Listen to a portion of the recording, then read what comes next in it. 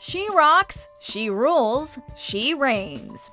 Welcome to MsMojo, and today we're counting down our picks for the top 10 behind-the-scenes secrets about the Princess Diaries. Before we begin, we publish new content every day, so be sure to subscribe to our channel and ring the bell to get notified about our latest videos.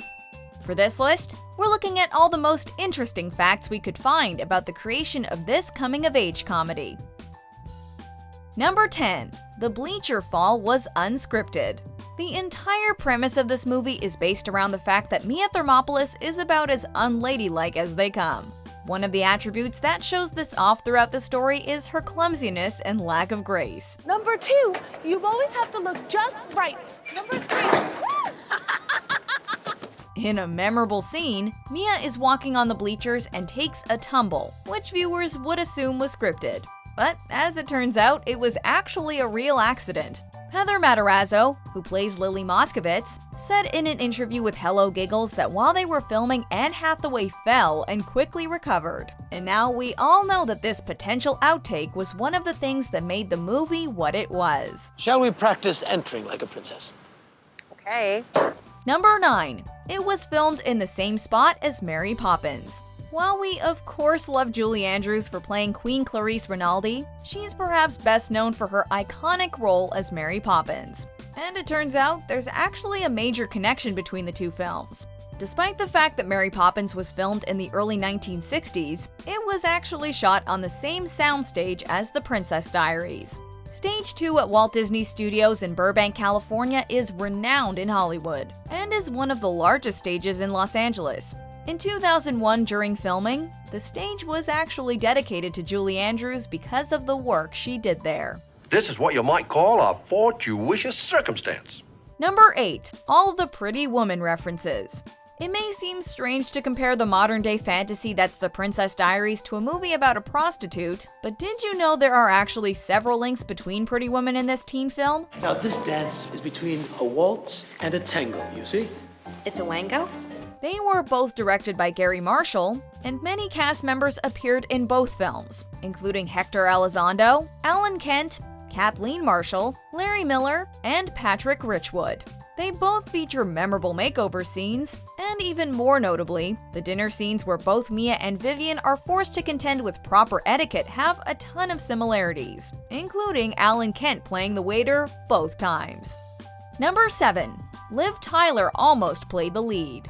It may be hard to imagine anyone but Anne Hathaway playing Mia, but of course there were other actresses in consideration for the role. One of the most famous examples was Liv Tyler, who actually shares some striking physical similarities with Hathaway. Tyler probably wasn't too upset she didn't get the role though, because she was pretty busy in the early aughts filming a little series you may have heard of called The Lord of the Rings. So why did Hathaway get the role?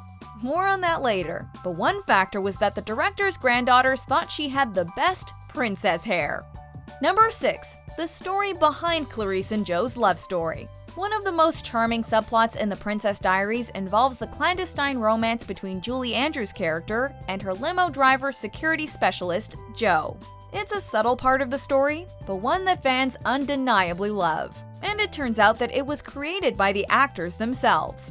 Yep, that's right. This romance wasn't in the book that inspired the movie, or even in the screenplay. They had the same idea I had, but now the garden is ocupado. But Andrews and actor Hector Elizondo had great chemistry from the start, and pushed the producers to shift their storyline to become a romantic one. Number 5. Whitney Houston produced the movie. Whitney Houston is known for her stellar pipes and even for her acting, but did you know that she on occasion worked behind the camera as well? In fact, she was a producer on The Princess Diaries, as well as the sequel Royal Engagement. It may seem crazy, but these aren't even the only films marketed to teen girls that she worked on, because she also produced 2003's The Cheetah Girls.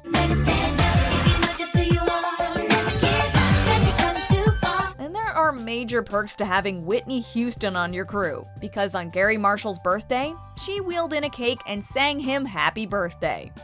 Number 4. The author had no control. Most of the fans of the movie are aware that The Princess Diaries is based on a book series by author Meg Cabot, and that the movie differs from its source material in many ways.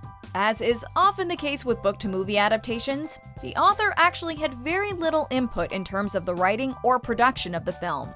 While some writers are able to negotiate contracts where they have some creative control over the on-screen version of their story, Cabot only got to see it all play out when she attended the premiere. Her Majesty Queen Clarisse and Her Royal Highness Amelia, Princess of Genovia. Number 3. Hathaway nailed her audition.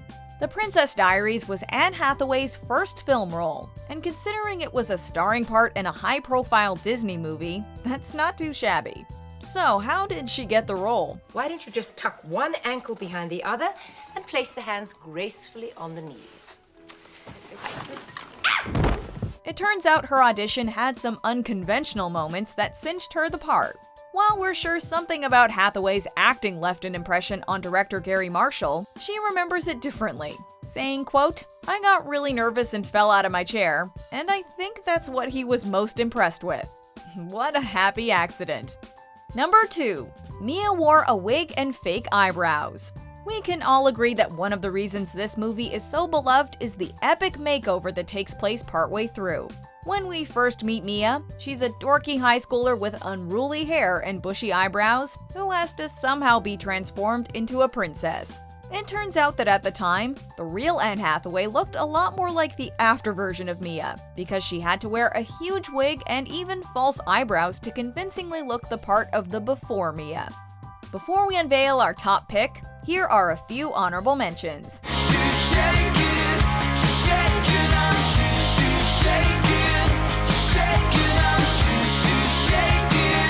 You should be more careful, Your Royal Highness. Somebody might try to take that away from you. Oh, I hope not. Amelia, circle slowly so I can evaluate the work to be done. Amelia, does your bad posture affect your hearing? What's in a name? That which we call a rose by any other word would smell as sweet. Number 1. Julie Andrews was the reason they killed off Mia's father. In the Princess Diaries books, Mia's father isn't dead and plays an important role in her story. So why did they kill him off in the movie? My dad wants to take me out to dinner tonight. Just the two of us. We ran out of things to talk about when I was 8. Well, at least your dad's still alive. It turns out they wanted to give Julie Andrews a more significant role, so they let her take on many of his lines, therefore eliminating him completely. You are, first and foremost, my granddaughter. When Meg Cabot found out about the decision, she was unfazed because she knew Andrews could carry things just fine. Oh, and the photo we see of Mia's father, that's actually a picture of Anne Hathaway's real-life dad. And don't worry, he's very much alive. Do you agree with our picks? Check out this other recent clip from MsMojo. And be sure to subscribe and ring the bell to be notified about our latest videos.